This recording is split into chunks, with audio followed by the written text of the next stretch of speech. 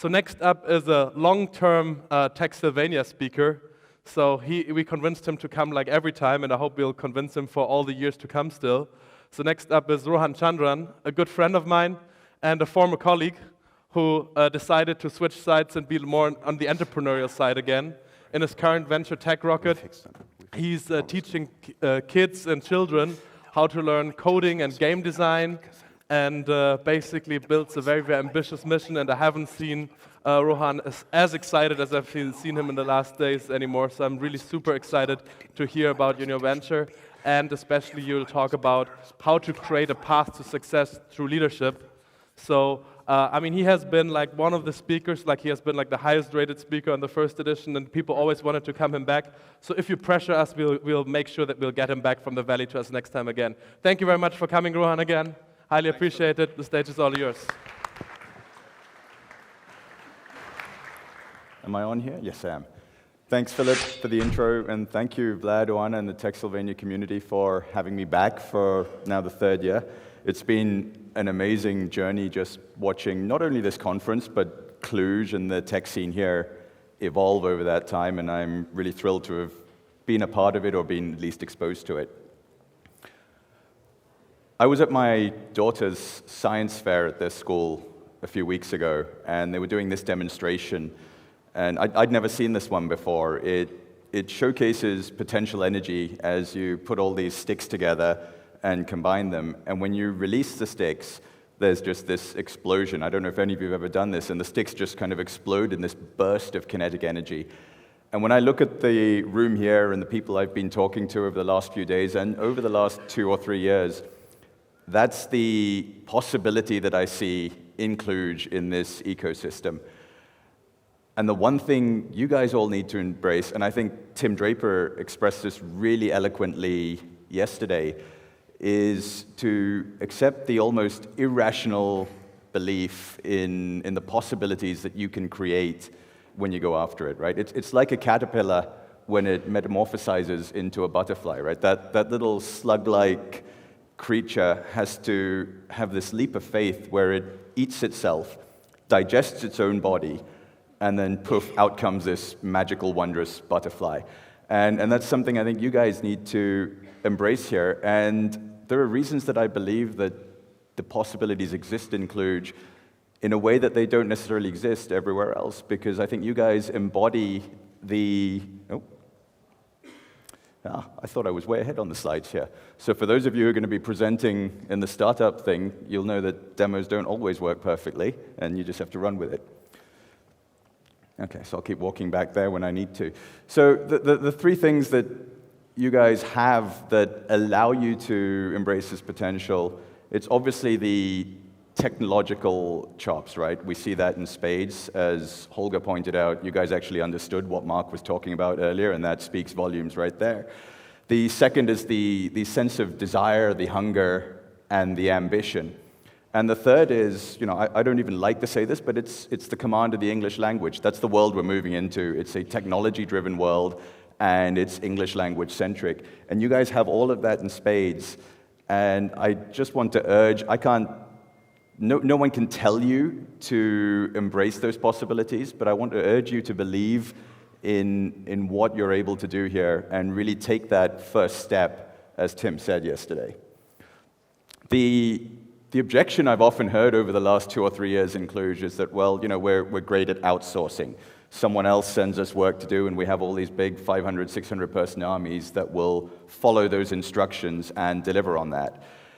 But how does that transition to a product company and being creators and innovators? So how many of you in the audience have heard of this company, 37 Signals?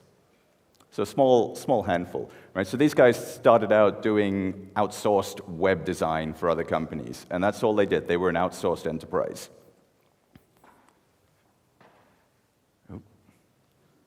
All right, technology, right? How many of you have heard of these guys, Basecamp? So a lot more hands went up. Same company. 37 Signals were building websites. They saw an opportunity because they were struggling to use other tools to manage their whole process of managing their clients, their projects. And they turned that into a product company. They now have 500,000 to 1 million users paying $20 or $30 a month. That's $150, $200 million company. By the way, without venture funding, as I understand. So that's another whole line of conversation as to whether that's necessarily a path you have to go down. But the point of that example is to illustrate that the possibilities are there. But it doesn't happen by magic, right? There's not a rabbit you pull out of the hat that just emerges and all of a sudden, bang, you've transformed from service to product company. There's a lot of work that has to go into that. And over the last 2 years, I've talked on this stage about being data-driven when you build your products, about building a minimum delightful experience versus a minimum viable product. And you've heard people yesterday, and you will hear more today, give you fantastic advice on how to build your products, tools and platforms that you can use that are going to enable you to start up faster and iterate faster, ways and approaches to raise money, and so on and so forth. Fantastic advice. I want to focus on something slightly different and really talk about what you have to do as you build that startup to create a team that can ultimately make the impossible achievable, right? Ants are a great example of this because they achieve things that this tiny little creature just shouldn't be able to do. And that's what you need to create when you're starting up your own venture or even just leading a team inside a bigger organization. This guy's a great example of what I want to talk about today. So, those of you who are sports fans or football fans in particular, soccer for the Americans in the audience, in the English Premier League this year, Leicester City won the title by, I think, the 5th biggest margin in the history of the sport, in 140-year history. And they did it at 5,000 to 1 odds at the start of the year. So those odds are pretty much the ratio of starting a company to actually transforming the world, which is your goal when you start out. And Claudio Ranieri pulled that off because, in my mind, he did 2 things. He came in and delivered leadership, and he only came into that team 10 months ago. And he created, or at least facilitated, Gestalt. So we'll start by talking about Gestalt. This is what Gestalt looks like. And in this context, what I'm really saying, it's when you can create a whole from your team that is something much greater than the sum of the individual parts. Right? This team was assembled at a cost of 20 million euros. Everyone they were competing with cost 400, 500 million euros, cost 10 times as much on the wage bill. But this team came together, and you can see it in their faces as they lift that trophy, the bond and the unity they had, and what was created that enabled them to pull off something that no one else believed was possible. So the real question is, how did they do it, right? How do you build that team to create that Gestalt? There's a lot of conventional wisdom you'll get as you are trying to build out your team in your startup or other organization. And I want to challenge or address some of those. The first thing you'll hear, and it's actually great sound advice, is to hire A players, right? And the conventional wisdom goes that A players hire other A players or A pluses. But if you hire a B player, they'll hire a C player, and so on, and then you're down to the letter Z. Not a great place to be. The real question is, okay, how do you hire that A player, right? They're not walking around with this big A sign on their head that just says, hire me. And it's really important here to understand that the context is decisive in determining that, right? The A player for your startup when you're 3 people trying to hustle and deliver something is very different from the A player when you're 50 people and you need to scale up a little further. The A player for Google today is very different from the A player for Facebook, and within Google for different projects. So there is no unilateral definition of what that is. There's a rubric that I try to use when I hire. And the way I try to approach this is, after having established the context I'm hiring in, I try to hire someone whom I could see as a future boss of mine. And the way I look at that is when I'm interviewing someone, it's a question of, can I see in you, whether it's raw intellectual horsepower, technical chops, charisma, something whereby if 5, 10 years from now, you go out and start an organization of your own or lead an organization within another company, I would want to break the door down and work for you because I can see that potential in you. And when you start doing that, you're bringing on people into your organization who are going to raise the bar of your team every time, right? Every new hire is going to raise that average. The next piece of conventional wisdom is hire stormtroopers. Now, it's hire for culture, right? That's what you hear over and over again, that the culture is important. So I'm going to be a little controversial here and say that I completely and vehemently disagree with that. And it may ultimately be an argument of semantics, but here's what happens when you hire for cultural fit, right? So it starts with, well, I like myself, I'm great at what I do, I like the way I do it, that's why I'm starting this company. So I need to look for people who are like me, right? They think the way I do, and they're a cultural fit with me because we're going to operate the same way, we're going to do the same things in the same style. If I like to have a drink after work every day, they're going to join me for that drink. And you start to build up an army of clones. And that feels wonderful at the start, right? It's great when you're 4 or 5 people and they're all clones and we all agree on everything and we don't really challenge each other and we feel like we're moving forward really fast. And it breaks down. What you need to be doing instead, I need like a long wire here, is hiring for values. And it's a subtle but significant difference from hiring for culture. And that entails first establishing what your values are. And this is not something you can pay lip service to and just say, we all say, yes, we value integrity and transparency and so on.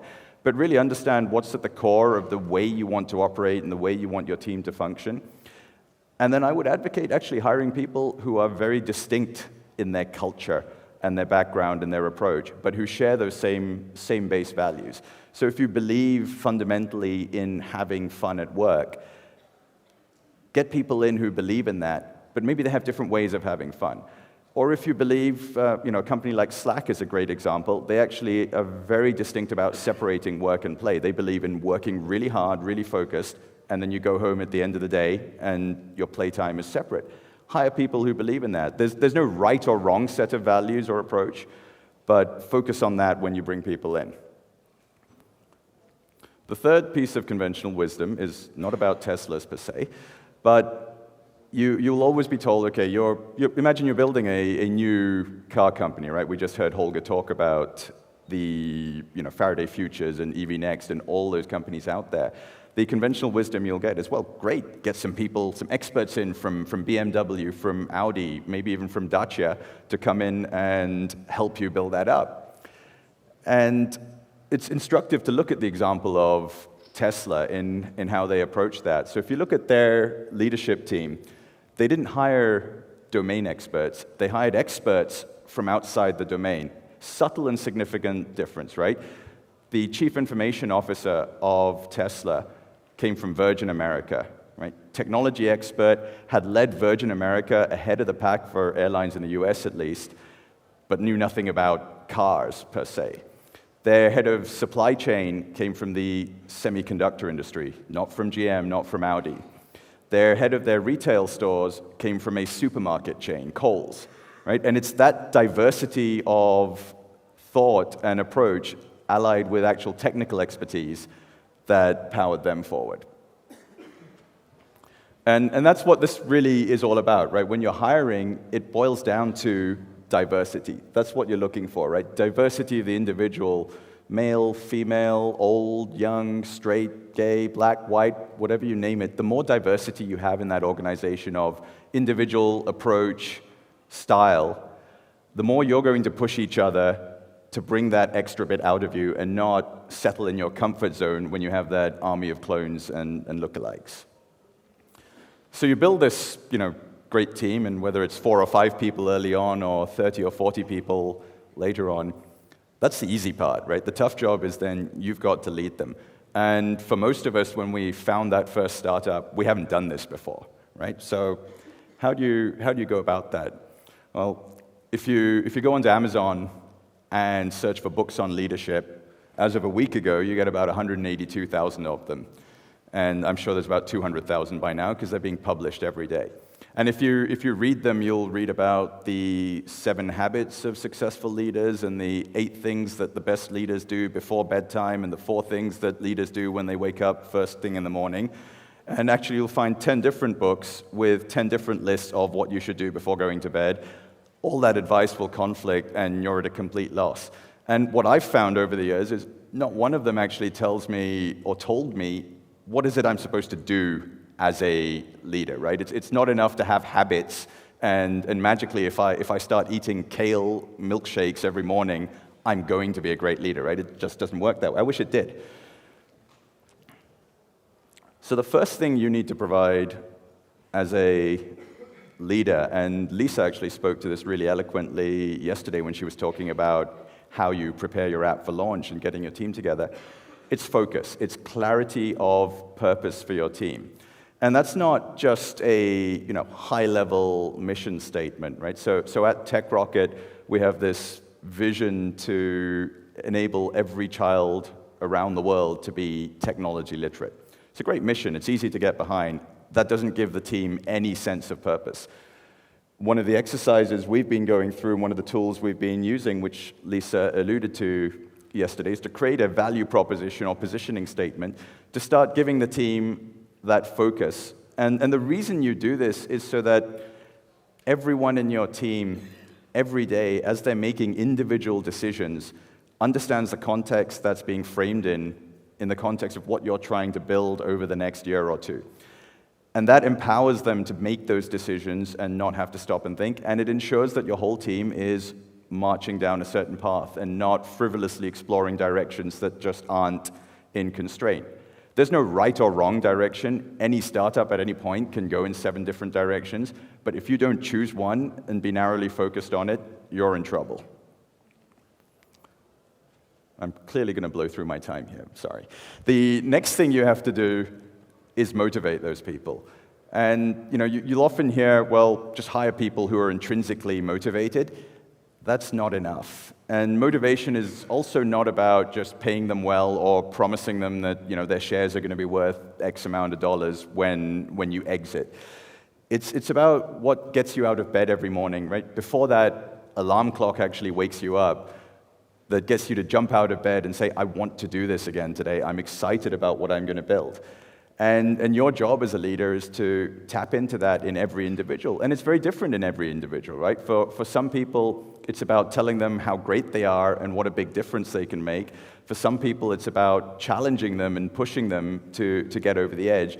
And you as a leader, and this is not an easy thing to do as a first-time leader, you have to tap into each individual in your organization and start to understand what brings out that best in them. And you've built this diverse team, so it is going to be a diverse set of things.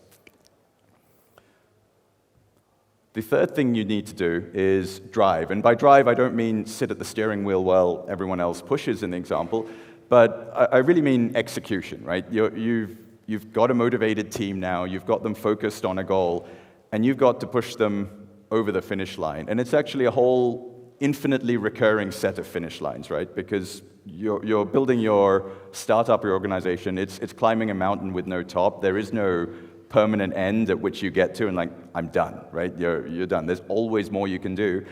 And it's your job as the leader to recognize where and how you need to push to keep making those next steps forward. There's a lot also that leadership is not.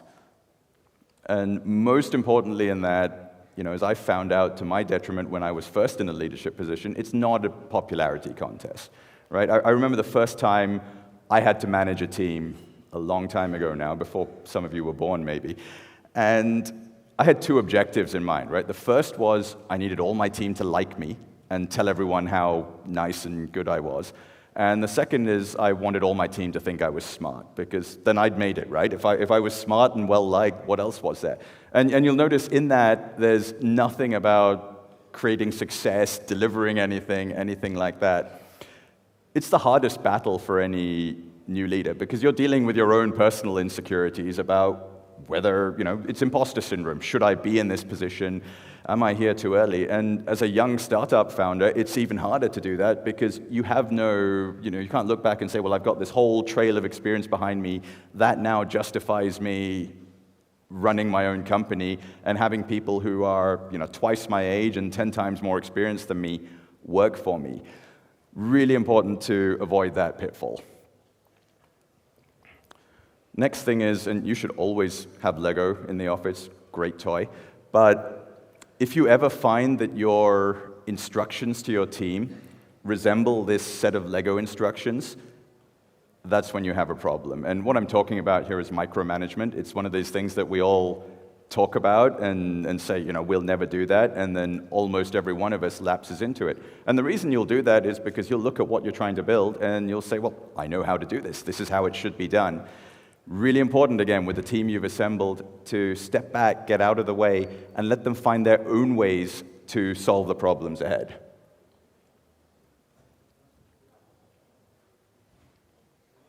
All right. Now, having said don't micromanage, it's really important also to understand that leadership doesn't absolve you of participation. Important for you to get down and dirty as a leader and understand where your support is needed in the organization. And this can be anywhere, right? It can be making the coffee in the morning in your startup. It can be setting the strategic vision for the next 2 years. There's nothing that's beneath you, and there's nothing that's above you or outside your remit when you're in that leadership role. And you've got to be switched on every day and every minute, and probably while you're sleeping as well, to identify those gaps where you need to step in and fill in. In all of this, it's really important to remember to be you and to authentically be yourself, right? You've heard a lot of great leaders on this stage, and you will, hopefully, in coming years as well. And we all look up to the Steve Jobses and the Mark Zuckerbergs and the Elon Musks of this world, and we should.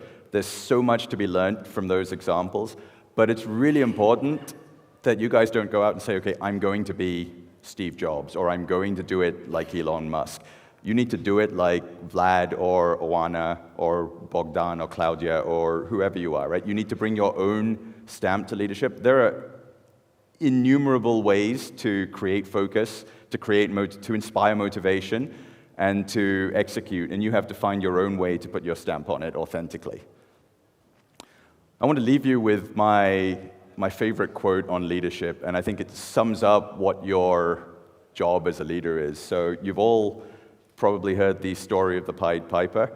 In fact, I heard that in Romania there's a different ending from the one that I grew up with, where the children go off into the cave and die. So I heard apparently the children in Romania actually come out of the cave and emerge in Transylvania. So that was pretty cool, because I didn't know that when I first put this slide together.